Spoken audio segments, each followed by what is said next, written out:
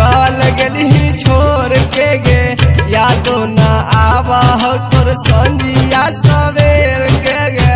आगे हम न जाने तू ऐसे करबे, यार के तू गाला घोटली चल गली छोड़ के गे, यादो न आवा हो तोर संजिया सवेर के गे।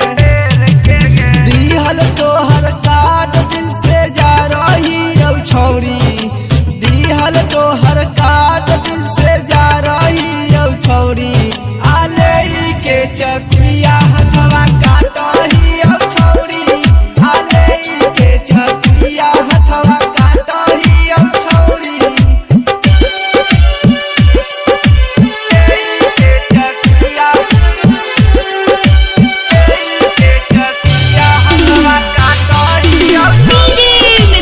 मधुबन मिक्स बाय संस्कार स्टूडियो पटना। इसके बिहारी छोटुआ से नाता तोड़ के गे, जाके ससुरावा भूल गेली नैहर के पाता गे।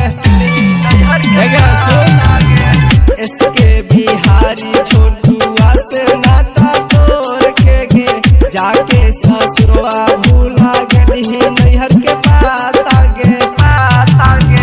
प्यार के नाम से बदनाम ही औ छौरी, प्यार के नाम से बदनाम ही औ छौरी, आले के चक